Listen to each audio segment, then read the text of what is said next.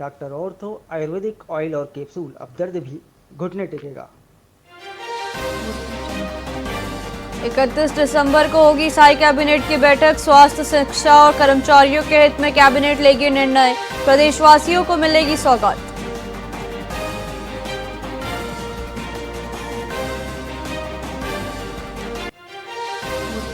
Vijay Hazare trophy में छत्तीसगढ़ की हार से शुरुआत। गोवा ने 6 विकेट से दी मात। कमजोर गेंदबाजी और खराब फिनिशिंग बनी हार की वजह।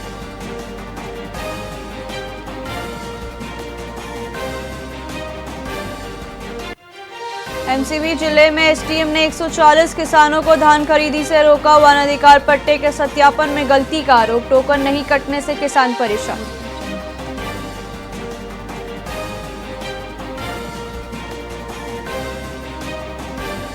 मनरेगा नाम बदलने पर कांग्रेस का धरना प्रदर्शन। धमतरी में सरकार पर साधा निशाना। जिलाध्यक्ष ने योजनाओं के नाम बदलने पर केंद्र को घेरा।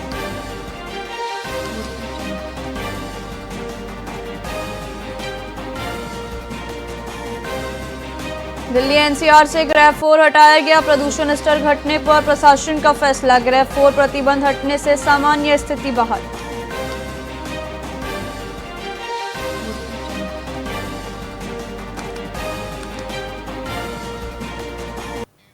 नमस्कार, आप देख रहे हैं वीआईपी न्यूज। मैं हूं प्राची। आइए रुक करते हैं खबरों की ओर। रायपुर के सर्किट हाउस में डिप्टी सीएम अरुण साव ने प्रेस कॉन्फ्रेंस कर 115 अटल परिसरों के लोकार्पण की जानकारी दी। उन्होंने कहा कि पूर्व प्रधानमंत्री अटल बिहारी वाजपेयी का देश और छत्तीसगढ़ के विकास में ऐतिहासिक योगदान रहा है। अटल जी के नेतृत्व में छत्तीसगढ़ राज्य का गठन संभव हुआ। 25 दिसंबर को मुख्यमंत्री विष्णुदेव साय और विधानसभा अध्यक्ष रमन सिंह रायपुर से लोकार्पण करेंगे। 115 निकाय वर्चुअल रूप से जुड़ेंगे। छत्तीसगढ़ राज्य के निर्माता पूर्व प्रधानमंत्री भारत रत्न अटल बिहारी वाजपेयी जी की कल 101वीं जयंती है और ये वर्ष हमने अटल जी का जन्म शताब्दी वर्ष मनाया।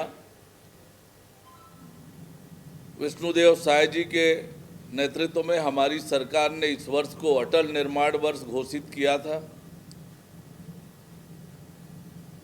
और जिस प्रकार से देश की तरक्की में, देश के विकास में अटल बिहारी वाजपेयी जी का योगदान रहा है,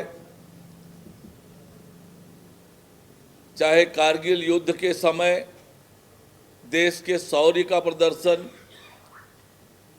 चाहे पोखरण में परमाणु विस्फोट करके देश को परमाणु संपन्न बनाने का साहसिक निर्णय हो, स्वर्णिम चतुर्भुज योजना, ऐसी अनेक योजनाओं ने इस देश के विकास को गति दी और सबसे बड़ा योगदान अटल बिहारी वाजपेयी जी का गांव, गरीब और किसान की तरक्की और बेहतरी के लिए प्रधानमंत्री ग्राम सड़क योजना उन्होंने प्रारंभ की, किसान क्रेडिट कार्ड योजना प्रारंभ की।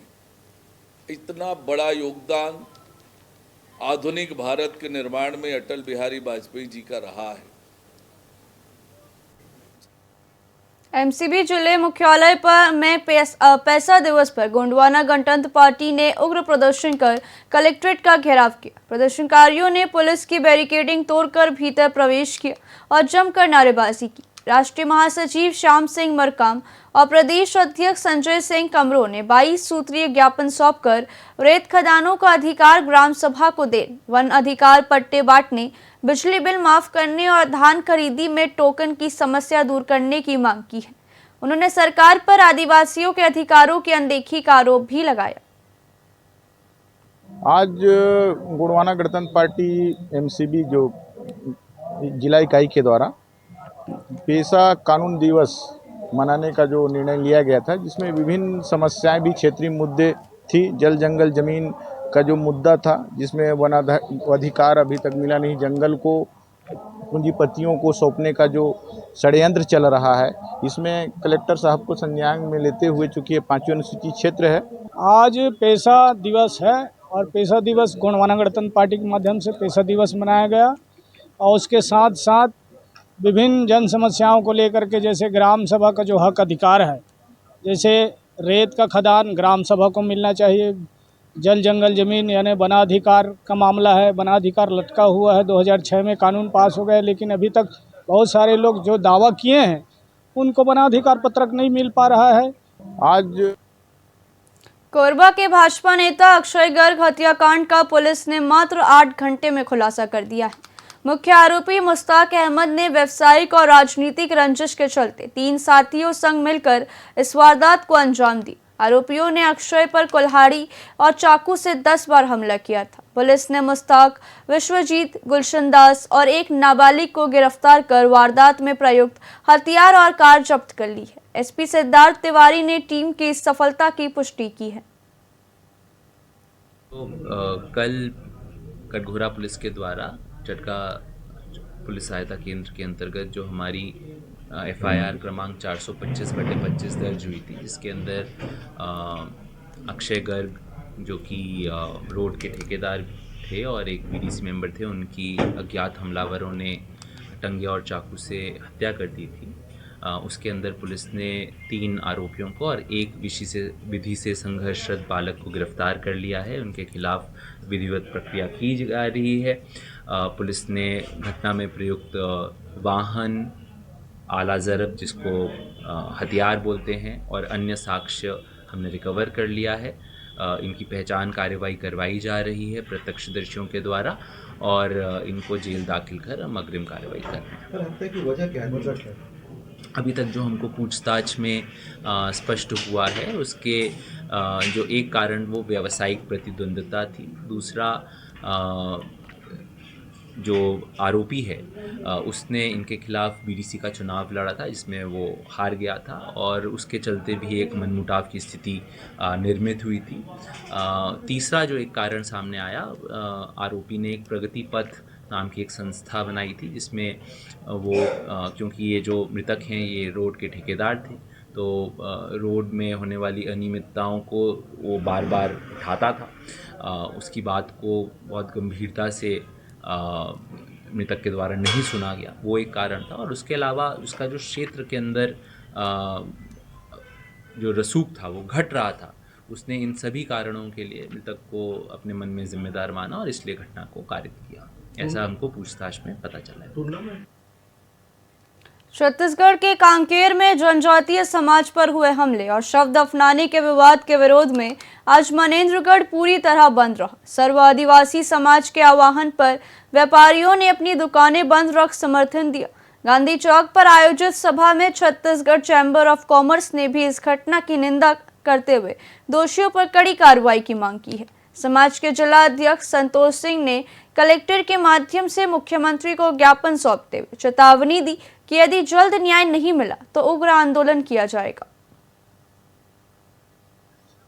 कांकेर के आमाबेड़ा में जनजातीय समूह के साथ में कुछ जाति की घटनाएं हुई है, और इस तरह की घटनाओं से हमारा पूरा छत्तीसगढ़ प्रदेश का माहौल ख़राब होता है, और इस माहौल में व्यापारी भी प्रभावित होते हैं। इसलिए हमारे Chhattisgarh chamber of commerce and industry के प्रदेश कार्यालय ने इस बंद का समर्थन किया है। उसी परिप्रेक्ष्य में हमने आज MCB जिले में भी यहाँ पे बंद का समर्थन किया है, और व्यापारियों ने स्वयं में अपनी दुकानें बंद रखी। आज हम लोगों ने सर्व समाज के ओर से कलेक्टर साहब को ज्ञापन देकर के मुख्यमंत्री जी को अवगत कराए हैं कि जो कांकेर में आमाबेड़ा गांव में जो अपूर्ण जो घटना घटी है, निश्चित रूप से जनजातीय समाज के लिए बहुत बड़ा दुखद घटना है।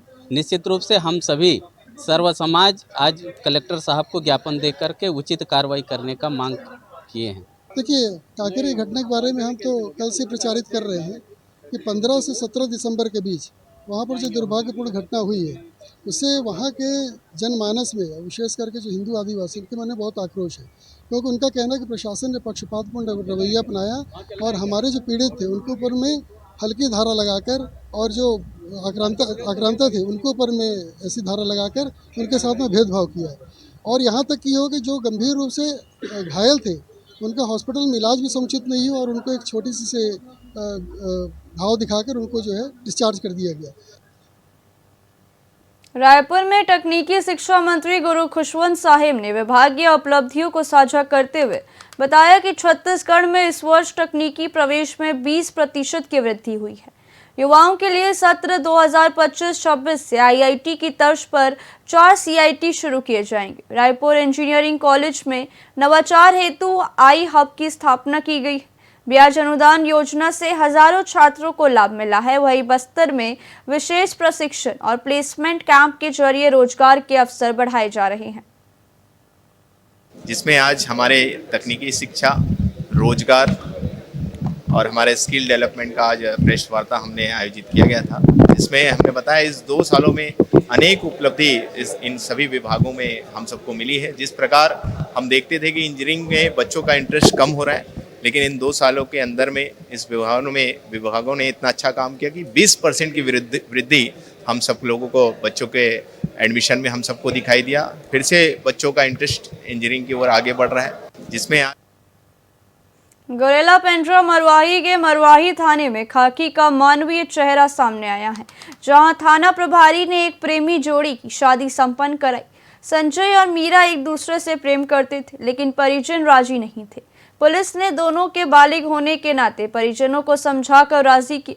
थाने के शिव मंदिर में पूरे विधि विधान से विवाह हुआ, जिसमें टीआई साक्षी बने। पुलिस की इस सराहनीय पहल की क्षेत्र में काफी प्रशंसा हो रही है। जी, ये अपना दुम्मा टोला बहरी जोर की है।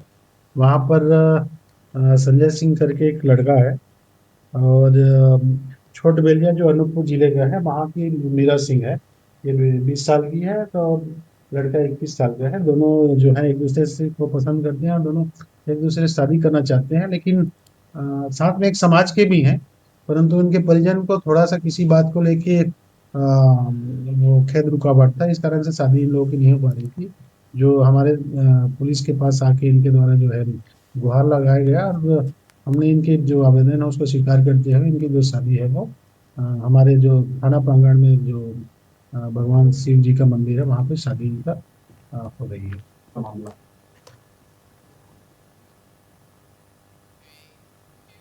फिलहाल खबरों में इतना ही। देखते रहिए वीआईपी न्यूज़। नमस्कार।